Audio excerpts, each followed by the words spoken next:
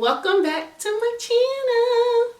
So outfit may look very familiar because I'm filming this video as well as what's in my hospital bag video the same day, right after each other, so I can get it over with. I am literally filming this video the day before I go into the hospital to have baby girl. I know, crazy, mind blown.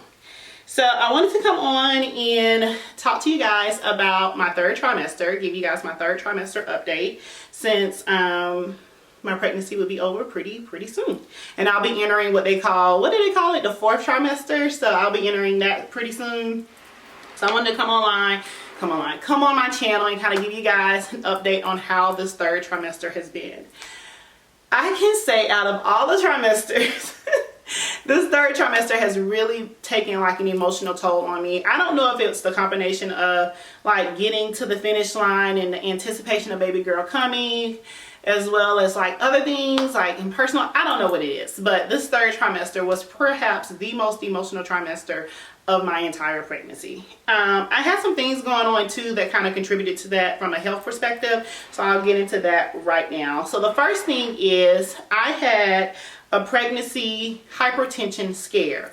So I went in for my normal OB visit. So when you get into your second trimester, you start having to go every 2 weeks for your OB visits. During those visits, they take your vitals. Your vitals include your weight. They check your weight as well as your blood pressure, and then they ask for a urine sample. That's literally routine. Every time I go to visit the OB during pregnancy, you have to do that. So also in this particular visit, when I went during my, I think it was like actually my first visit during my third trimester, they were doing my glucose screening. And so the glucose screening is when they actually have you drink this very sweet, syrupy like juice, and then they check your blood levels afterwards just to see how your body is processing to make sure you don't have gestational diabetes. Like, I think it's a screening for it's a pre-screening for a more in-depth screening. So I had that on the same day. So while she was giving me my glucose drink to drink, and you have to drink it all down within, I can't remember how long, it could be like a minute or two. I can't remember how long they give you to drink it all down. But anyway, you have to drink it all down. As she's giving me this drink and I'm drinking it, she's taking my blood pressure. And I want to say my blood pressure was somewhere like 138, 139 over 90. I don't know. It was high. It was very high in comparison to what my blood pressure had been at any of my other visits. And so she was like, oh, well, we'll come and I'll take it again at the end of your appointment after you finish seeing a doctor. So I didn't worry terribly, too much, because she was just like, I'll take it again after you finish seeing the doctor. So I went through my normal doctor appointment. That was fine. Those appointments are really quick. All they're doing is like asking if you have any questions. Have you been having any issues? They do the Doppler to hear the baby's heartbeat, and they measure to see how far along you are. So I had all of that happen, and everything went through, everything was fine. And they took my blood pressure again, and it was much lower. It's like 114 over 70 or something like that. So that was fine. But then my doctor looked back on my records and kind of saw that my blood pressure had been increasing over the visits, over my last few visits. So she was a little concerned. I mean, not terribly concerned, but a little concerned. She was asking me, she was like, have you been having any headaches or any, any symptoms of, blood pressure issues, heavy breathing or any of that? And I told her, no, I hadn't had any, issues with any of that. So she was like, well, let's just do another round of testing. So they did like some blood work on me, and then she required me to do a 24-hour urine sample. Yes, you heard me right, 24 hours. So what that meant is every time I used the bathroom during a 24-hour period, I had to collect it in this tub for her, and then took it back to the lab for them to look through and to see if I had a large amount of protein in my urine. So they were just kind of seeing if I had any of like the precursors for preeclampsia. So I did all of that, went back, and all the tests came back fine. In addition to my blood pressure pretty much remaining stable, so I didn't have another spike like that 39 over whatever it was. I can't remember right off the top of my head reading that it was. And I largely believe that initial reading was because she was taking my blood pressure while I was drinking the glucose stuff.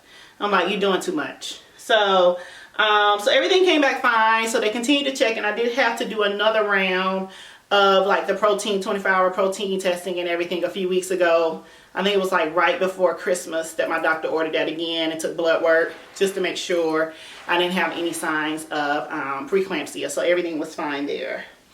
Another thing that I had to get during the 3rd trimester that I kept going back and forth about was my vaccination. So they make you get the flu shot, which I had never gotten the flu shot vaccination in my entire life. So I was super scared to get that because I've heard people had adverse reactions to it after they've gotten it. So I was like super scared to get that. So I ended up getting it because they strongly encourage you to get it. And I mean, I think they're valid because apparently this is like going to be a crazy flu season.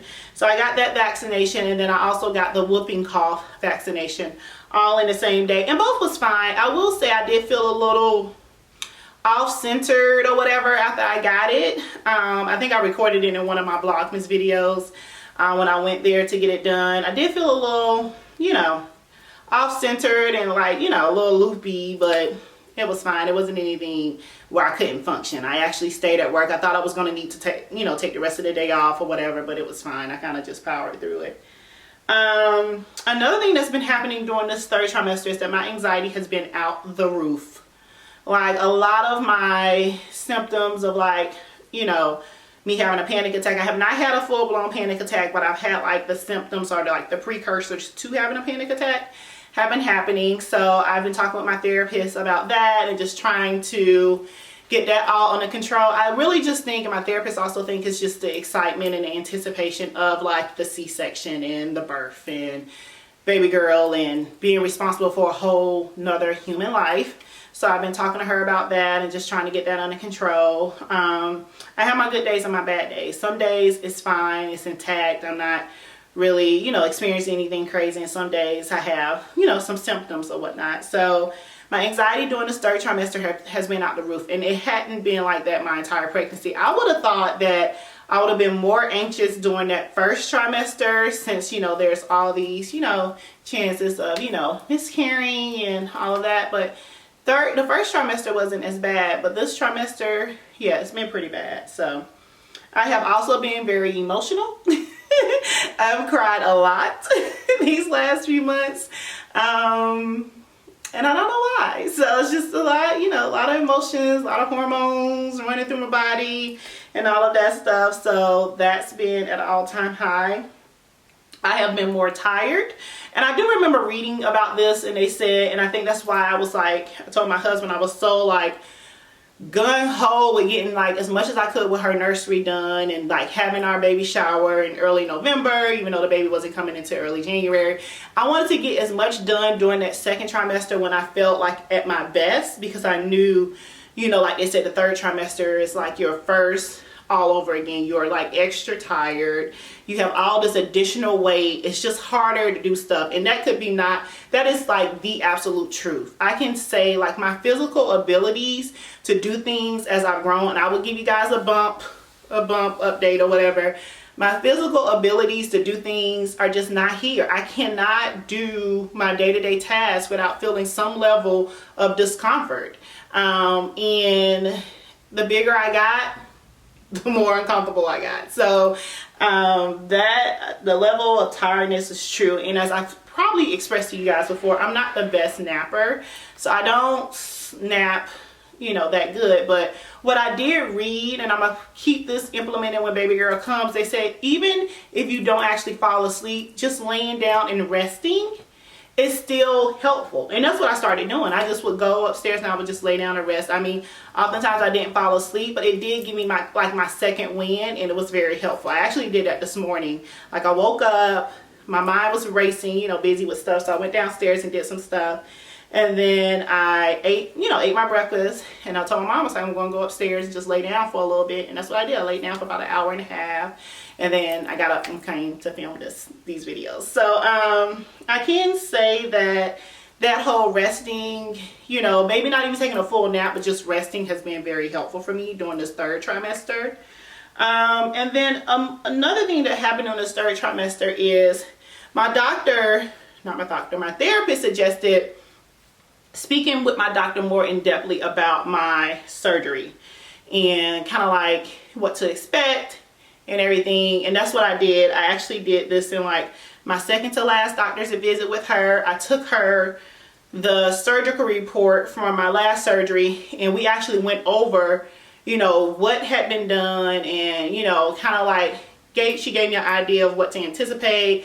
She told me how long we can anticipate like them cutting me open. So what will happen with the C-section, from what she told me, is they'll do 2 cuts, one to go through, you know, my layer of skin, and one to go through the uterus, and then they'll get the baby out. So that'll happen within maybe like 15 minutes or so. So the baby will be out pretty quickly. Again, we don't know what level of scar tissue I have in there. So she said they may have to work around the scar tissue, but what they kind of do is kind of work around it and try to get to the uterus as quick as possible, and then get the baby out, and then they'll come back and sew me back up and all of that, and then it'll be over. So I'm anticipating the C-section being like an hour-ish or whatever. Hopefully it's not longer.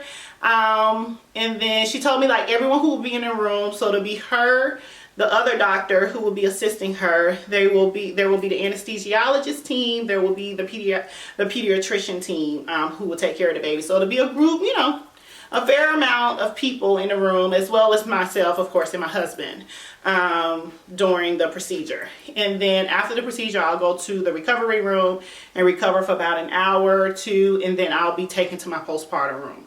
So just knowing what to expect helps eases my mind, since I've never been through, you know, this type of surgery or whatever. So we went through that, and that was very helpful to speak with her and to just know what I should anticipate for the C-section. Another thing that happened during the 3rd trimester is that I finally got in touch with the doctor who did my fibroid surgery and let her know I was pregnant. Up until now, y'all, I had not been able to let her know that I was pregnant. So I actually took her a picture, my maternity picture, which I'll insert here. And I wrote her a nice little note on the back, just expressing to her how grateful I was for her saving my uterus, because without her, this would not be possible. And I actually wanted to see her. Like, I went to her office and tried to see her, but her nurse was like, she's double booked, and I couldn't see her that day. And y'all, on my way home, I actually cried. Again, I told you, a lot of tears. A lot of tears this trimester. I cried because I wanted to be able to tell her in person, you know, how thankful I was for her, you know, going the extra mile and doing all she did for me during that surgery. And so I was sad. But then my mom said, she was like, I bet you she's going to call you by the end of the day. And she, lo and behold, she did. She called me and we talked, and I cried on the phone with her. And she was just saying how this is Charlotte's like a miracle baby. She's like, this is our miracle baby. She's like, I'm going to put your picture, what did she say? I'm going to put your picture on my Facebook. She was going to share my picture with the other surgeon who was in the room, the blood doctor who was helping her with my surgery. She's like, I got to let him know. And, you know, it was such a good moment and so surreal. And I don't know, I'm just like so grateful to be where I am in this pregnancy, to not have had as many, you know, not have had, you know, many major complications during the pregnancy. I am praying and claiming a successful C-section delivery tomorrow and a nice recovery for me and baby girl. And it's just, God is awesome.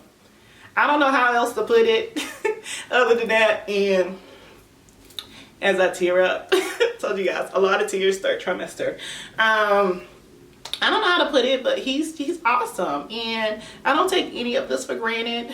I have been thanking him just for his grace that he's shown me in this process and showing up for me, and it's really a blessing. So I want to say that is it before I start like full-blown crying up in here.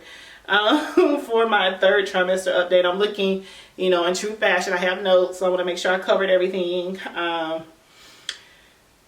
But I think, oh no, I did not cover everything. Oh, I got very emotional, and all this stuff was about to close out without telling you guys about something else that was happening. So I was being monitored for my high amniotic fluid. So they found it in my perionatologist. So if you guys did not know, in my previous update videos. I told you that I was classified as high risk because of my age, and also because of the fibroids. They wanted to monitor those. So every 4 weeks, 6 to 4 weeks or so, I would have to go see a perinatalogist. And one of my visits with the perinatalogist, they were measuring my amniotic fluid. They were like, ooh, you have a lot of fluid in there. And it may explain why I'm so big, because you guys will see in the bump date, girl is huge. Like, I am huge. It may explain why I, you know, was so big, why I am so big, but I have a high amount of amniotic fluid. I didn't know that there was this chance that you could have a high amount. I always heard about people who had a low amount. But if you're on either end of the spectrum, high or low, they monitor you. So they started monitoring me because she didn't want it to get too high. She said in some cases, and let me explain, highest being anything over 24. And when they first started measuring me, I think I was coming in right at like 25-ish, 27. And then in the last measurement she did, when I went to her last week, I was at 29. So it was like, it's like high normal. It's not extreme high, but it's high normal. So they wanted to check me, check the baby, and just make sure everything was fine. There are certain reasons why you have a lot of amniotic fluid, but I didn't have any of the other factors that showed that the baby or myself was at risk. So but she did tell me like some women may get up to 40 in like amniotic fluid, and in that case they have to actually stick a needle in your stomach and drain it out. Or whatever, but I didn't get, you know, that large, but she was monitoring me for that. So when I do have my C-section, and my doctor's aware of this, there'll probably a lot of fluid, so they'll probably have to suction all of that out and all of that good stuff. So that was another thing that came up during the 3rd trimester, which at first I was annoyed by it, but then I kind of got over it because every time I went to the perinatalogist, I got to see baby girl. So I was like, oh, this is fine. I mean, I got to see her in an ultrasound. So I had like way more like ultrasound pictures, and we got some good 3D pictures of her and all of that during these visits. And I'll insert some of those pictures in here.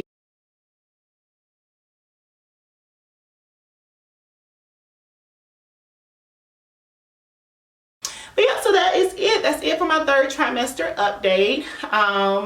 Thank you all for coming on this journey with me. It has been a long journey, as you guys know, and I know it's going to be even longer when she's here because it's still a process in learning how to be a mom and everything that comes with that. But just to even be here now filming this video still blows my mind. So thank you so much for watching all of my videos, all of my updates during this pregnancy and coming along this journey with me. I'm so grateful for this community, and I'm grateful to give hope to others out there who could have been experiencing the same thing I experienced with fibroids, that you know it's possible. It is possible. I am a living proof that if you want, you know, a family and all of that, you want to have, you know, kids or whatever after a very invasive myomectomy surgery, is possible. So I thank you all so much for watching and keeping updated and keeping up to date with what's going on with me and my pregnancy. If you have any questions or concerns, leave them down below. I would love to engage with you guys. If you have not subscribed to my channel, I want to know what you're waiting for. Go ahead and hit the subscribe button. If you're already subscribed but are not getting notified about my videos, just make sure your notification bell has been turned on so that you can get notified. And that's it. Well, thank you all so much for watching. Bye.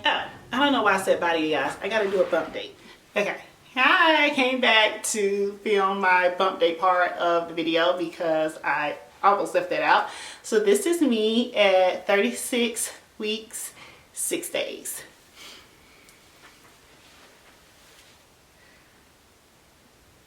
I did end up getting stretch marks, which I'm okay with. I already had this ugly incision scar anyway from my myomectomy surgery, so I didn't have a perfect stomach before it anyway.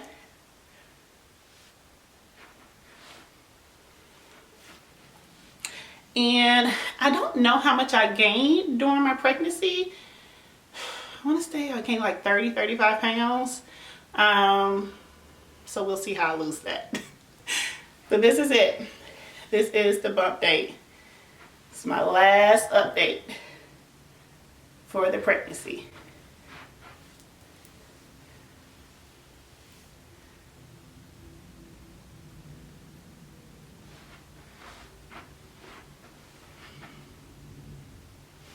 And that's it. So thanks for watching. Bye.